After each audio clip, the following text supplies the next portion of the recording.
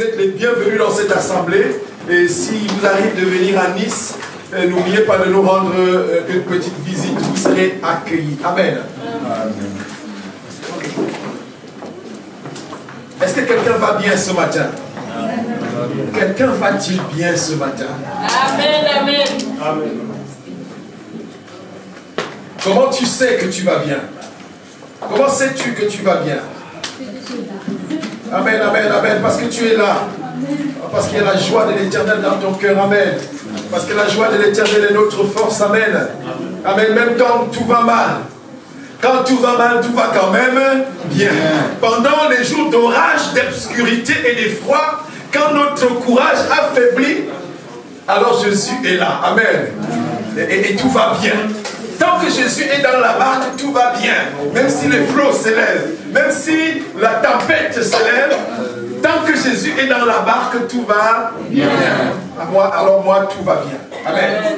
Même si vous voyez les eaux se soulever, autour de moi, tout va bien. Alléluia. Donc, nous allons continuer et finir notre partage que nous avons commencé dimanche dernier, notre prédication de dimanche dernier. Nous avons vu, depuis un certain temps, le pasteur nous a conduit dans une atmosphère de croissance. Amen. Il nous a dit comment devenir grand. Et nous avons vu comment devenir grand pour ceux qui nous ont suivis et surtout ceux qui ont noté, ceux qui ont médité. Après, il est passé avec nous dans les armes du combattant. Il était d'ailleurs d'abord dans le combat spirituel. Il a dit que ce combat n'était pas un combat charnel. Nous avons vu ça dans Éphésiens chapitre 6, à partir du verset 10 au verset 19 là-bas. Et il nous a dit que pour ce combat, il fallait se revêtir de toutes les armes de Dieu. Amen. Il fallait se revêtir de toutes les armes de Dieu. Et pour tenir bon dans les mauvais jours. Il n'a pas dit pour tenir bon quand on va au combat, mais pour tenir bon dans les mauvais jours. Et il nous a donné les armes du combattant. Amen. Et dimanche dernier, nous avons vu avec stupeur. Nous avons vu avec stupeur que malheureusement, Satan aussi avait les mêmes armes. Amen. Il avait les mêmes armes. Il avait les mêmes armes à notre grand malheur. Amen. Et nous avons vu que si vous avez du zèle, eh bien il en a aussi. Amen. Il en a aussi. Et il a donc toutes ses armes. Mais il a une arme que seul le chrétien a. Amen. Seul le chrétien possède. Et ce matin, nous allons lire. Nous allons commencer par la parole. J'aimerais que tu ouvres ta Bible dans le livre de Jacques chapitre 3. Dans le livre de Jacques chapitre 3.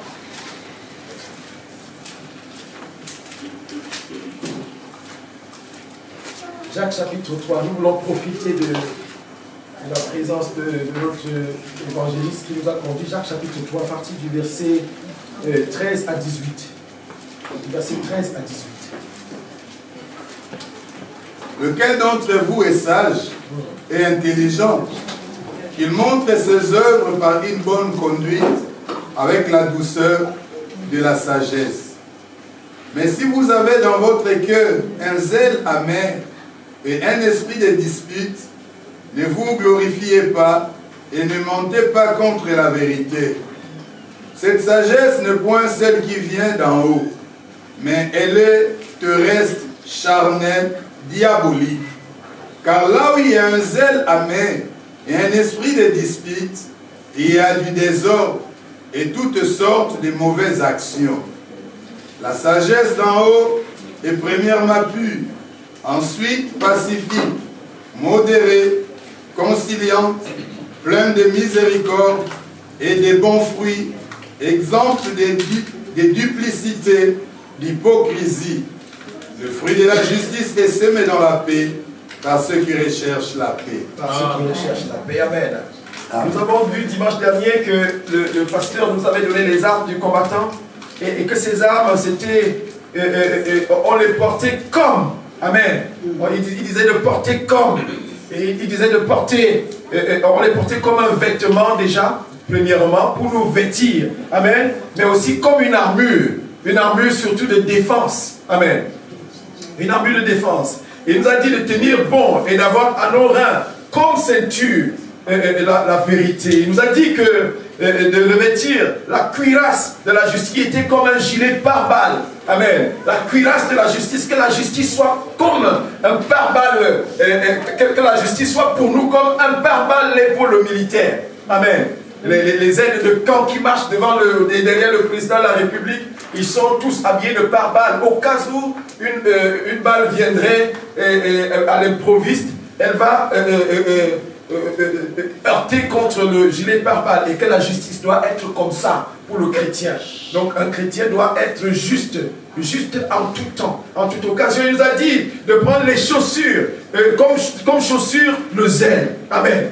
Le zèle que donne l'évangile de paix. L'évangile de paix, mais comme nous venons de le lire, qu'il y a un mauvais zèle. Il y a un mauvais zèle, le zèle amer. Et il nous dit que c'est un zèle qui n'est pas pur.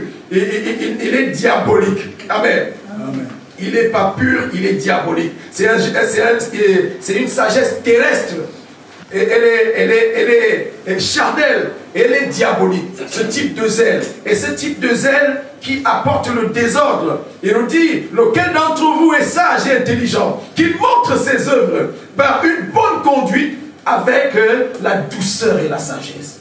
La douceur et la sagesse. La Bible dit que votre douceur soit connue de tous, car le Seigneur est proche. Amen. Car le Seigneur est proche. Et il dit, mais si vous avez dans le cœur un zèle amer et un esprit de dispute, un zèle amer et un esprit de dispute. Vous savez, il y a des gens qui sont passés maîtres dans ce zèle amer. Ils sont zélés, mais c'est un mauvais zèle. Vous savez, et la Bible nous dit que c'est un zèle diabolique. Amen. Le zèle qui consiste en des disputes au sein d'une assemblée, au sein d'une même fratrie, dans une même famille. Les gens qui ont mangé ensemble tout petits et ils ont grandi, une fois devenus grands, ils ne peuvent même plus se saluer.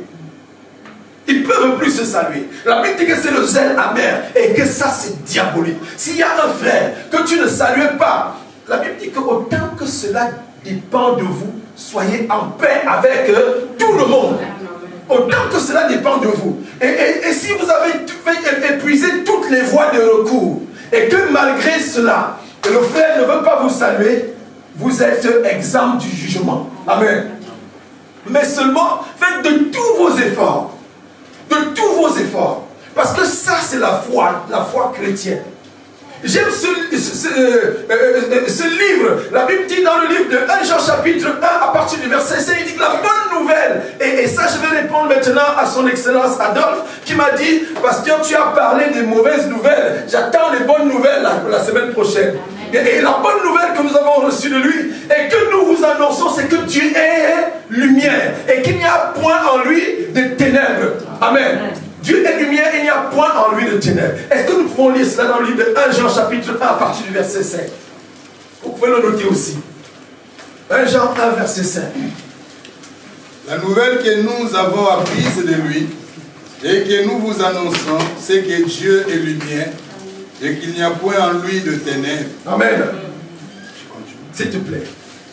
Si nous disons que nous sommes en communion avec lui et que nous marchions dans le ténèbre, nous mentons et nous ne pratiquons pas la vérité. Mais si nous marchons dans la lumière, comme il est lui-même dans la lumière, nous sommes mutuellement en communion et le sang de Jésus, son Fils, nous purifie de tout péché. Amen. Si nous disons que nous n'avons pas de péché, nous nous séduisons nous-mêmes et la vérité n'est point en nous. Si nous confessons nos péchés, il est fidèle et juste pour nous les pardonner et pour nous purifier de toute iniquité. La Bible dit que Dieu est lumière. S'il te plaît, merci. La Bible dit que Dieu est lumière et il n'y a point en lui de ténèbres. Mais c'est de quelles ténèbres la Bible nous parle ici? C'est de quelles ténèbres la Bible nous parle ici? Il dit que si nous confessons nos péchés, il est fidèle et juste pour nous pardonner. Et c'est alors que son sang purifie. Donc le sang de Jésus-Christ ne purifie pas tout le monde. Le sang de Jésus-Christ est disponible Il est disponible pour tout le monde, mais cependant, il ne purifie pas tout le monde.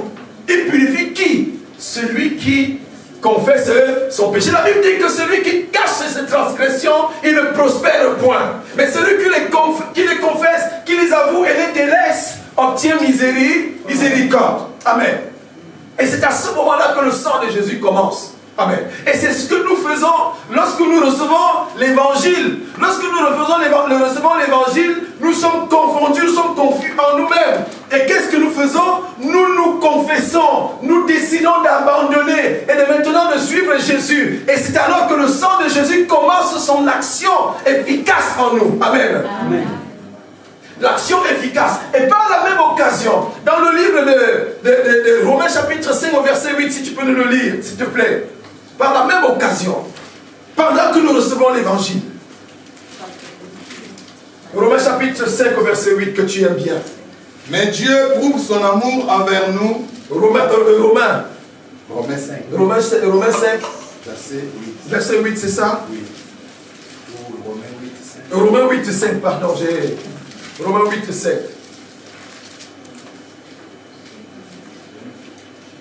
C'est en effet qui vivent selon la chair.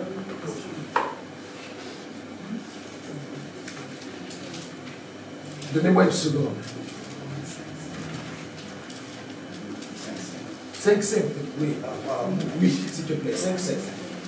Or l'espérance ne trompe point parce que... Or l'espérance ne trompe point. 5, 5, s'il te plaît.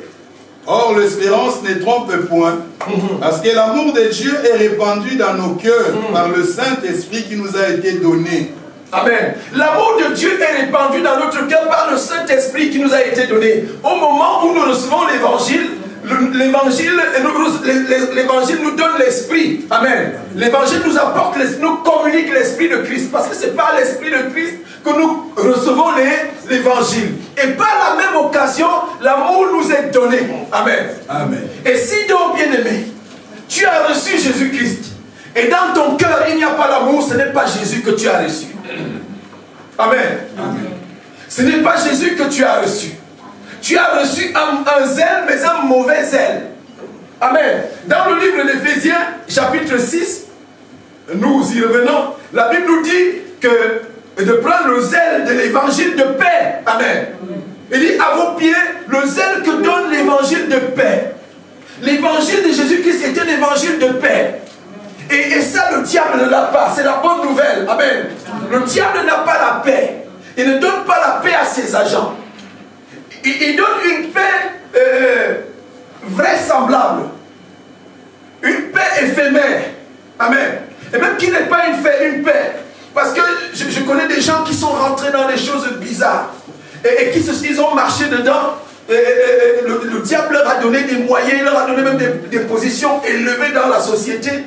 Il les a élevés en dignité dans les pays. Amen. Mais il les a gardés captifs dans des choses bizarres. Dans les choses bizarres. Ils ne sont pas en paix, ils ont perdu le sommeil. Ils ont perdu le sommeil. Et à la fin, le diable se débarrasse d'eux comme des ordures, un panier à ordures dont on n'a plus besoin. Amen. Amen. Mais nous recevons, quand nous recevons l'évangile, nous recevons l'évangile, un évangile de paix.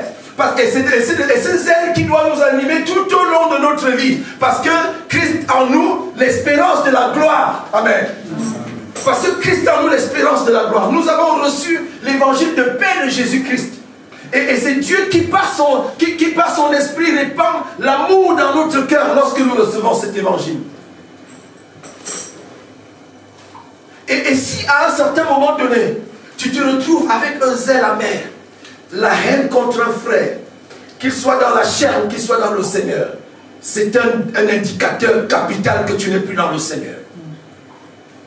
Même si tu prêches, même si tu fais des miracles, amen, même si tu parles en langue, si dans ton cœur il y a un zeste de haine, un zeste, je suis en train de parler à quelqu'un aujourd'hui, non pas moi mais le Seigneur, en train de parler à quelqu'un aujourd'hui, qu'il faut que tu abandonnes toute haine, toute semence de haine. Amen. Amen. La Bible dit quelque chose. La Bible nous dit que nous avons lu dans le livre de 1 Jean chapitre 1 à partir du verset 5 jusqu'au verset 10. D'accord? Mais regarde ce qui est écrit dans le livre de 1 Jean chapitre 2 à partir du verset 9. 1 Jean 2 verset 9.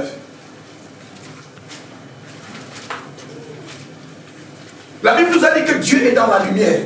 Dieu est lumière et il n'y a point de ténèbres en lui. Et que si nous disons que nous marchons avec lui, nous sommes alors en communion. Et cette communion, c'est dans la communication. Parce qu'il n'y a pas de communion sans communication. Amen, amen, amen. C'est lui qui prétend être dans la lumière. C'est lui qui prétend être dans la lumière. Et qui est son frère. Et qui est son frère. Et encore dans le ténèbre. Il est encore dans les ténèbres. Non, je recommence, je n'ai pas lu, je n'ai pas compris. C'est lui qui prétend être dans la lumière. Celui qui prétend être dans la lumière. Et qui est son frère. Et qui est son frère. Est encore dans le ténèbre. Est encore dans les ténèbres. Amen. Continue dans le verset 10. C'est lui qui aime son frère. Celui qui aime son frère, à contrario, demeure dans la lumière. Demeure dans la lumière. Et aucune occasion de chute n'est en lui. Et aucune occasion de chute n'est en lui. Amen. Amen, amen, amen. Mais ça, le diable ne l'a pas. Amen. Le diable n'a pas l'amour. S'il a le zèle, tu peux t'asseoir, bien-aimé. S'il a le zèle, c'est un mauvais zèle. Et la Bible nous parle de lumière. Et Dieu est lumière. Alors que le diable, c'est le prince des ténèbres. Amen. Jésus-Christ nous dit, je suis la lumière du monde. Et il nous a dit, vous êtes la lumière du monde. Vous êtes la lumière du monde. C'est dans cette lumière que nous devons évoluer. Et cette lumière consiste dans l'amour des frères. D'ailleurs, quelque part, il dit que nous savons que nous sommes passés de la mort à la vie parce que nous aimons les frères. Amen. Il dit que nous savons que nous sommes passés. Dans le livre de 1 Jean chapitre 3 verset 14. Nous savons que nous sommes passés de la mort à la vie parce que nous aimons les frères. Et c'est ça qui nous manifeste, ou du moins qui nous garantit le fait que nous sommes maintenant dans la vie éternelle. Amen. Ce qui nous garantit le fait que nous sommes maintenant dans la vie éternelle, c'est l'amour des frères. Amen. Ce n'est pas les longues prières. Ce n'est pas les jeûnes. Non. Non. Ce n'est pas le parler en langue. Non. C'est l'amour des frères. Alléluia. Amen, amen. Amen. Est-ce que tu peux nous lire ça? 1 Jean chapitre 3 verset 14. Nous savons que nous sommes passés de la mort à la vie parce que nous aimons le frère. Parce que nous aimons les frères. Celui qui n'aime pas demeure dans la mort. Celui qui n'aime pas demeure dans la mort. Quiconque est son frère est un meurtrier. Quiconque est son frère est un meurtrier. Et vous savez qu'aucun meurtrier n'a la vie éternelle demeurant en lui. Et qu'aucun meurtrier n'a de vie éternelle demeurant en lui. Alléluia. Amen. Tu peux t'asseoir dans un premier temps. Merci. Amen, amen, amen. Et là, nous sommes en train de parler des choses que Satan n'a pas. Il a le zèle, le mauvais zèle. Il a le parler en langue. Il parle en langue. Amen. Et il a même introduit dans les églises de faux apôtres. Il se présente lui-même comme étant un ange de lumière. Amen. Nous avons dit que Satan n'est pas moche. Satan est moche quand il veut t'effrayer. Amen. Quand il veut t'effrayer, il devient moche. Et sinon, il apparaît très beau. Il aime les beaux corps. Amen. Des très beaux corps. C'est quand vous voyez quelqu'un passer comme ça, là, vous n'avez jamais vu, vous vous retournez vous-même. Qu'est-ce que ça vous est arrivé? Donc, toi aussi. Disons-nous vrai. Parlons vrai, voyons. L'évangéliste nous a dit ici que Dieu a parlé à Ésaïe, il dit qu'il est celui qui parle vrai. Amen. Disons vrai. Il y a des gens que vous avez rencontrés, vous vous retournez. Amen. Oui. Moi, ça m'est arrivé. Si peut-être que vous êtes, je ne sais pas. Moi, ça m'est arrivé. Tu dis, tiens. Oui, non? Et Satan aime les beaux corps, des corps comme ça. Et parfois, il s'est incarné dedans, juste pour vous entraîner à la vie. Vous savez, lorsque je parle à ma fille, je lui dis, écoute, tu fais des études. Je ne t'envoie pas chercher quelqu'un qui a beaucoup d'argent. Ne cherche pas, quand tu chercheras un époux, ne cherche pas un homme qui est riche. Amen. Ne cherche pas quelqu'un qui est très beau. Parce que tu risques d'avoir Satan en face.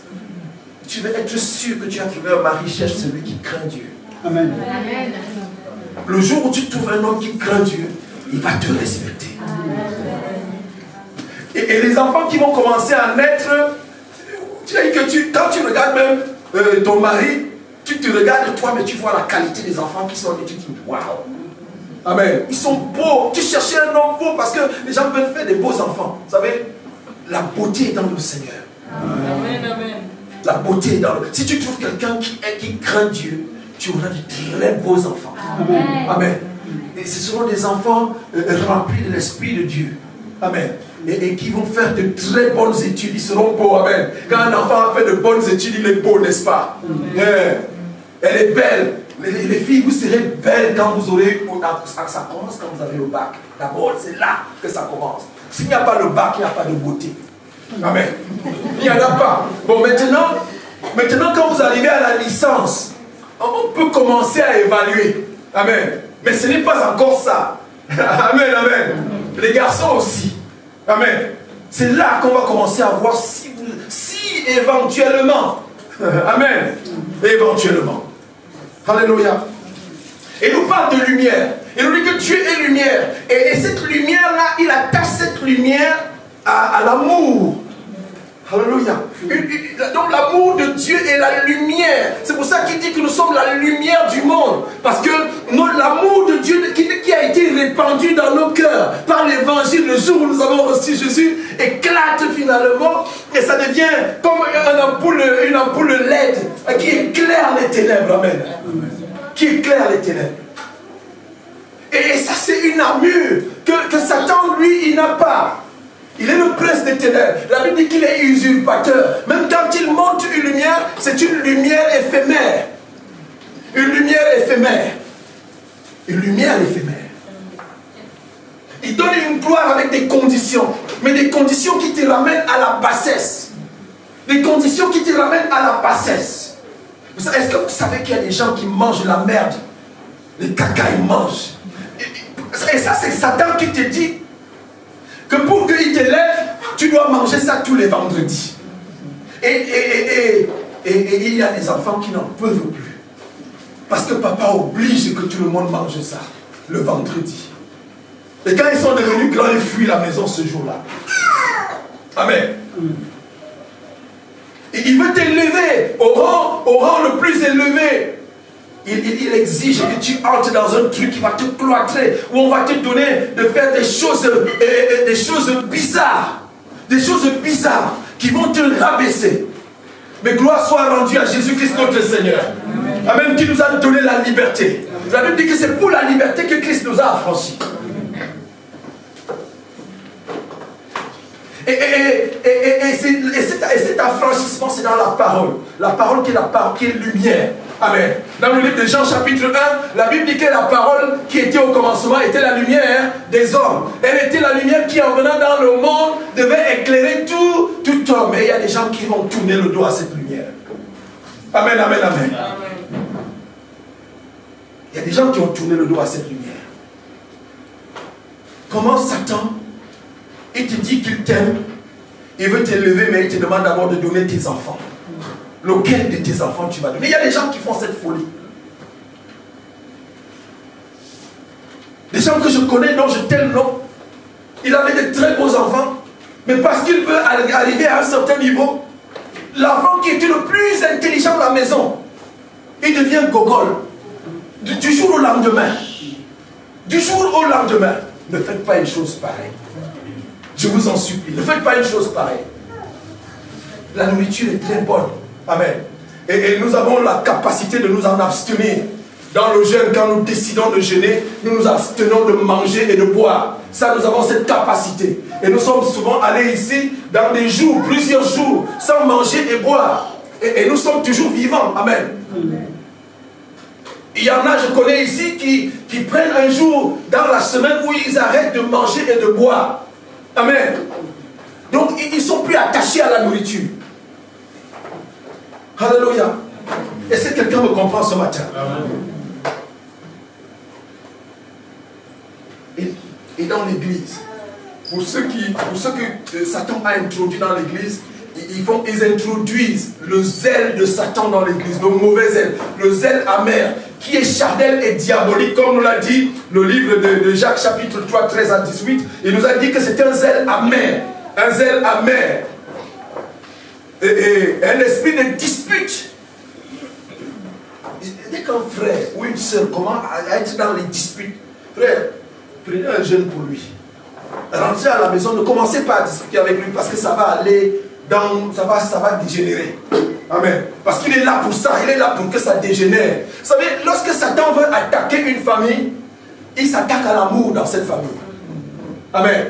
Qu'elle soit chrétienne ou qu'elle soit charnelle. Quand Satan veut s'attaquer à un couple, même il s'attaque à l'amour. Vous entendez la femme dire, je ne l'aime plus. On ne s'entend plus. Commence comme ça, on ne s'entend plus. Vous voulez vous entendre quoi? Parfois l'homme il est à genoux et il dit, mais non, tu as dit, non. Elle ne veut plus.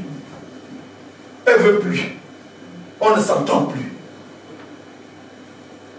Et dans une église également, lorsque Satan veut s'attaquer à l'église, il s'attaque à l'amour. Les gens ne s'entendent plus.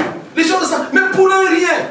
Mais tu as beau te mettre à genoux devant lui, tu dis, frère, c'est une erreur. Je n'ai pas, ce que tu dis là, je n'ai pas fait ça. Il n'en veut plus. Il n'en veut plus, il ne veut plus. Il n'en veut plus. Oh, l'amour de Dieu est conciliant. Amen. Et dans la suite de ce chapitre, il nous dit, la sagesse d'en haut, premièrement, elle est pure. Ensuite, elle est pacifique. Elle est pacifique. Elle est modérée, elle est conciliante. Elle est conciliante. Elle est pleine de miséricorde et de bons fruits. Elle est pleine de miséricorde. La miséricorde, c'est le pardon. Amen. Elle est pleine de miséricorde et de bons fruits. Qui tu ne veux plus pardonner? C'est qui là que tu ne veux plus pardonner? C'est qui que tu as juré que tu ne veux plus pardonner? C'est qui? Je t'en supplie. Pour l'amour du Seigneur. Tu l'as peut-être bloqué même sur WhatsApp. Amen. Au sortir d'ici, va le débloquer. Amen. Commence à prier pour lui. Amen. La Bible dit que l'amour de Dieu s'est manifesté. Dans le chapitre, le verset 8 que nous avons lu tout à l'heure, l'amour de Dieu s'est manifesté en ce que lorsque nous étions encore pécheurs, Christ est mort pour nous. Christ n'a pas attendu que nous soyons transformés. Il n'a pas attendu qu'on commence à lui faire plaisir, qu'on commence à chanter. Mais il est mort quand nous étions encore bons pour l'enfer. Quand nous étions encore bons pour l'enfer. C'est pendant que quelqu'un t'a blessé, pendant que ton cœur est en train de saigner, c'est là que tu utilises l'arme, amen. L'arme, les armes de l'amour, amen. Les armes pour te battre contre toi-même. Parce que la bataille, nous ne nous battons pas contre les autres, nous nous battons contre nous-mêmes. Pour être dans les bonnes conditions. Amen. Est-ce que quelqu'un comprend quelque chose dans cette histoire? Amen. Pour être dans les bonnes conditions. Frère, c'est l'héritage. Laisse ça à tes frères. Il y en a qui ne se saluent plus à cause de l'héritage. Une maison. Une maison que papa a construite n'était pas là. J'ai dit à mes frères, prenez. Je change même de village. Amen. Dans les moments très difficiles, où je passais des moments difficiles, où mon salaire était comme tombé dans un sac percé, le Seigneur m'a permis d'avoir des hectares de terre qui dépassent même le terrain qu'il y a dans mon village. Le Seigneur m'a donné un don de Dieu. Parce que j'ai dit à mes frères, prenez. C'est ça qui va nous prenez. Amen. La sagesse de Dieu, celle qui vient d'en haut, elle est pure d'abord. Elle est pure, elle est conciliante, elle est pacifique, elle est modérée, elle est pleine de bons fruits. Et le fruit de l'Esprit de Dieu, c'est quoi? Le fruit de l'Esprit, Galates chapitre 5, verset 22. Tout le monde doit connaître, papa, tu nous as conduits dedans pendant des semaines, des semaines. Donc c'est un verset que tout le monde doit connaître par cœur. Le fruit, lisons, peut-être que c'est moi qui ne sais pas dire. Galates chapitre 5, verset 22.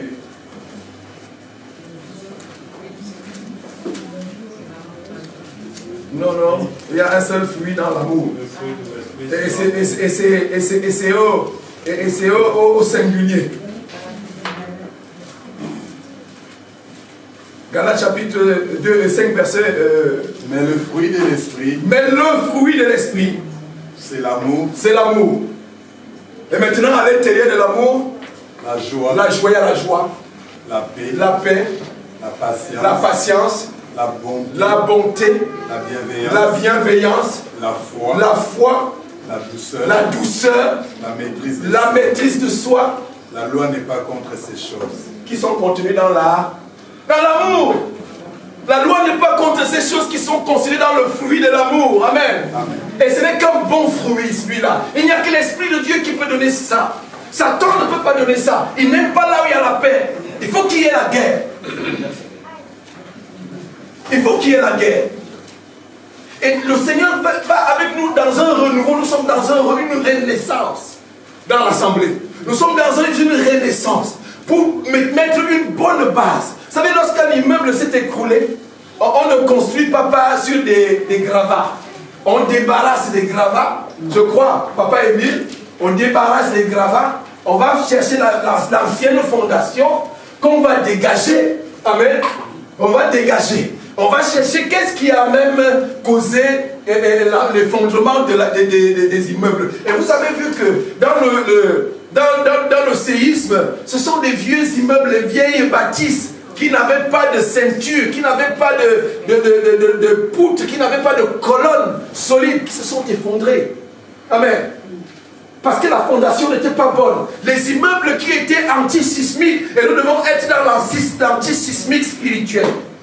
Amen. Et l'anti-sismique spirituel, c'est l'amour. C'est quelque chose que le séisme ne peut pas bouger. Amen. Je veux que tu te rassures ce matin que je t'aime. Et que rien ne viendra jamais enlever mon amour. Même quand je serai face à toi en train de te dire quelque chose que je vois et que tu ne vois pas. Ne crois pas que c'est la haine. Non. Parce qu'au niveau où Dieu veut nous amener, la haine ne doit plus être dans notre cœur. Au niveau où Dieu veut nous amener. Parce que si vous voyez là où Dieu est en train de nous amener, la haine ne doit plus être là. Amen. Dieu est en train de nous amener quelque part. Mais c'est quelque chose d'extraordinaire. Amen. Amen. Si Dieu pouvait vous ouvrir les yeux pour que vous voyiez. Alors maintenant, comme le Seigneur nous a dit dans le livre d'Éphésiens, revêtons toutes les armes de Dieu. Amen. Pour pouvoir tenir dans les mots, pour pouvoir tenir ferme contre les ruses du diable. Les ruses du diable qui tournent. Ils tournent tout au long, ils tournent tout autour. Et ils cherchent qui il va dévorer. Amen, amen. Amen. Nous n'allons pas durer longtemps dans cet évangile de ce jour. Nous allons juste retenir ces deux choses. L'amour de Dieu. Amen.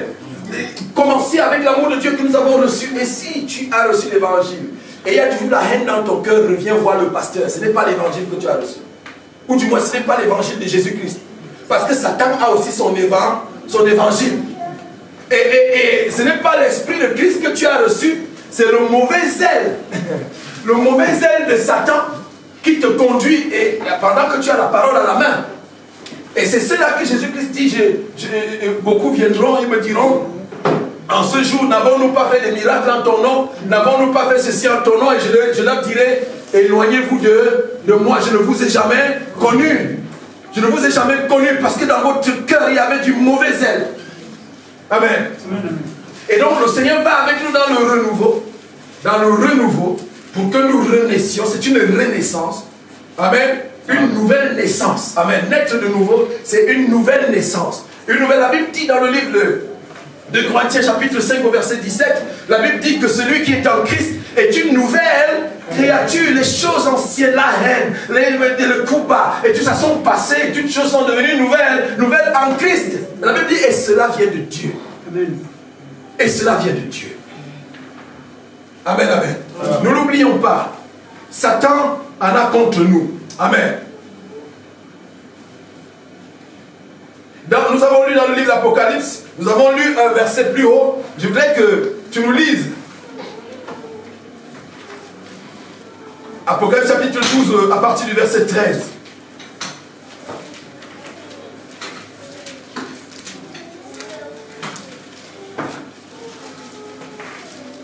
Le verset 13 et le verset 17 surtout.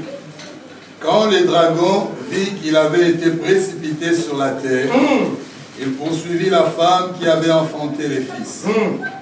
Et les deux ailes du grand aigle furent données à la femme afin qu'elle s'envole au désert vers son lieu où elle est nourrie un temps, des temps et la moitié d'un temps loin de la face du serpent. Et de sa gueule, le serpent lançant de l'eau comme un fleuve derrière la femme, afin de l'entraîner par le fleuve. Mais la terre secourut la femme, elle ouvrit sa bouche et engloutit le fleuve que le dragon avait lancé de sa gueule. Et le dragon fut irrité contre la femme, et il s'en alla faire la guerre au reste de sa postérité, à ceux qui gardent les commandements de Dieu et qui retiennent le témoignage de Jésus. Amen, amen, amen. Et il s'éteint sur la mer, sur le sable de la mer. La Bible dit que le dragon fut irrité. Satan a été précipité avec une grande colère, animé d'une grande colère, irrité contre la femme et la postérité. Et la postérité, ici nous dit la Bible, c'est ceux qui gardent les commandements. Et c'est contre cela que Satan va aller, il va essayer de les terrasser pour que le fondement de Dieu s'ébranle. Parce que Satan veut un monde sans Dieu. Un monde sans Dieu. Quand vous parlez de Dieu à quelqu'un, il vous dit que non, il commence à chercher dans les gens. Non, mais qui vous a dit que c'est... Dieu, c'est d'abord toi-même. C'est d'abord toi-même. Ce n'est pas dans les autres que tu dois chercher Dieu, c'est d'abord en toi. Une fois que tu es donc bien, et tu dois être comme Jésus. Amen. Parce que chrétien veut dire comme Christ. Amen. Chrétien veut dire comme Christ. Chrétien veut dire comme Christ. Et je vois encore les pharisiens qui avaient amené cette femme-là, qu'ils avaient attrapée en flagrant délit d'adultère. Et certainement, ils étaient tous chacun armés d'une pierre. Ils voulaient la lapider. Et ils viennent voir Jésus pour voir ce que Jésus va faire. Lui qui dit qu'il est la parole là, il dit qu'il est le Fils de Dieu. On va voir qu'est-ce qu'il va faire. Amen. Mais dans la parole de Dieu est venue pour libérer. La parole de Dieu, l'amour libère. Amen. L'amour de Dieu que nous avons reçu, là, que l'Esprit a répandu dans notre cœur, c'est pour libérer les captifs. C'est pour libérer même l'homme le plus injuste. Amen. Tant que ça dépend de nous. Tant que ça dépend de nous. Et là, cette femme ne s'est pas opposée à Jésus. Elle est venue tout. Elle était accusée de toute façon, elle devait être lapidée. Et qu'est-ce que les gens disent? On l'a attrapé, toi, qu'est-ce que tu dis dans cette... Moïse nous a dit qu'une telle femme, on doit la lapider. Moïse nous a dit qu'un tel homme, on doit le lapider. Mais Jésus-Christ n'est pas Moïse.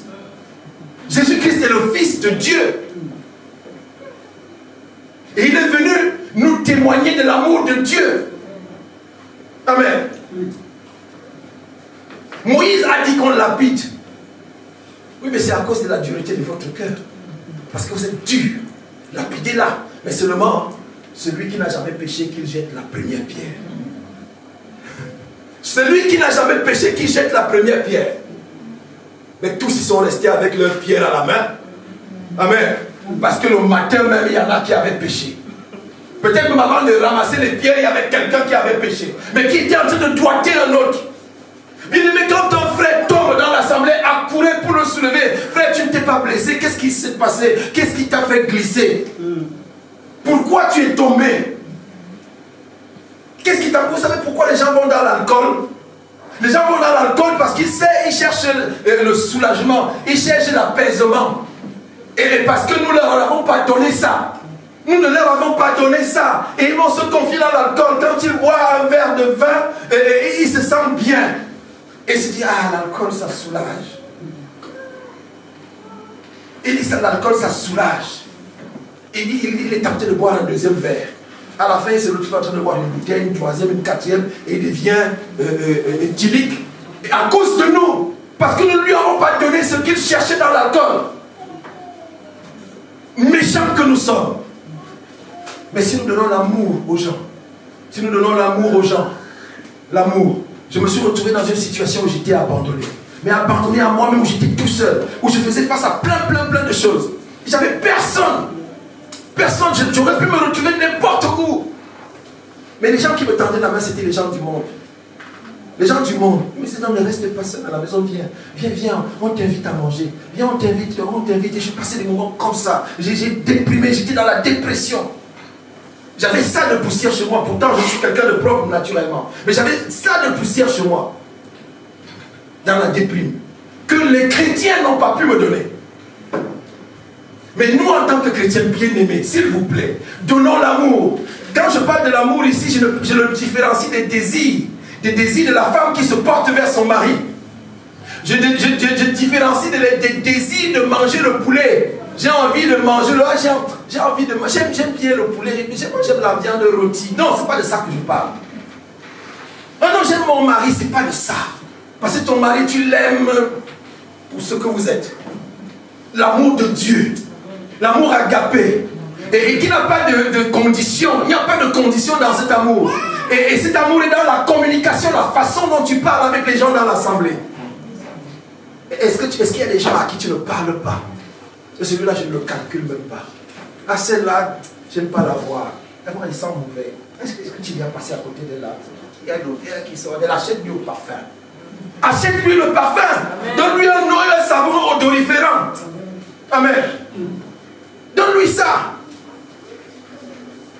Bien-aimés, nous avons fait beaucoup de mal à l'évangile. Nous continuons d'en faire. Au nom du Seigneur dans tout ça. Au nom du Seigneur. Au nom du Seigneur.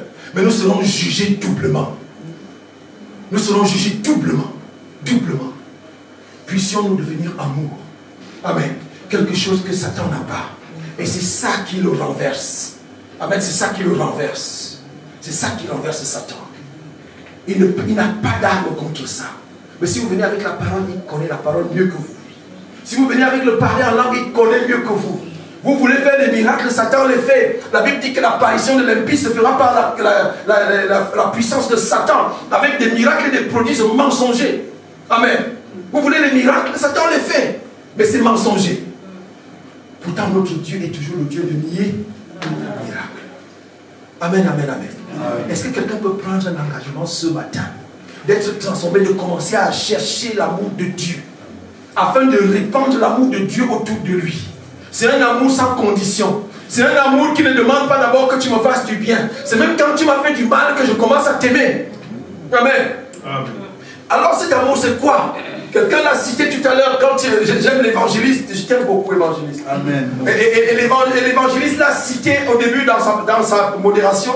Et c'est ce verset que nous aimons amener dans l'évangélisation. Jean chapitre 3, verset 16. Car Dieu a tant aimé le monde qu'il a donné son Fils, afin qu'il croit en lui ne périsse point, mais qu'il ait la vie éternelle. L'amour de Dieu se donne. Amen. Si même pas je ne l'aime pas, même dans les couples on entend ça. Et quand si quelqu'un vous dit que non, je l'aime plus, c'était pas l'amour, c'était le désir, il désirait cet homme, il désirait cette femme. Une fois maintenant qu'il a assouvi son désir, et il veut la jeter comme une vieille chaussette. Malheur à toi si tu fais une chose comme ça. Amen. Amen. Amen. Malheur à toi. Si il a dit à ton mari, pour le meilleur et pour le pire, à la mairie. Il court à la mairie. Pour le meilleur et pour le pire. Après 2 jours, 3 jours après, je ne t'aime plus. Malheur à toi. Amen. Je dis malheur, c'est pas moi qui dis, c'est la parole. Amen. Et l'amour de Dieu ne périt pas. Dans le livre de 1 Corinthiens chapitre 13 au verset 8, la Bible nous dit que l'amour ne périt pas. C'est-à-dire que l'amour ne finit pas. Aucune situation ne peut venir finir l'amour. Si une situation vient finir l'amour, ce n'était pas l'amour, c'était le désir. Amen. Et c'était un mauvais amour charnel, mondain, diabolique. Est-ce que quelqu'un m'entend? Bon, je vais m'arrêter là. Je vais m'arrêter ici. Les bien-aimés, l'amour est de Dieu. Dans le livre de 1 Jean chapitre 4, on va finir par là. 1 Jean chapitre 4. 1 Jean chapitre 4. Permettez-moi d'y arriver.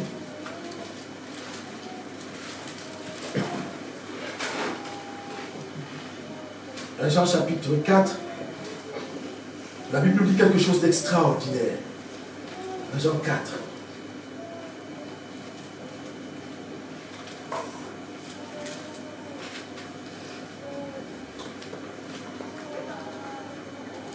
Permettez-moi.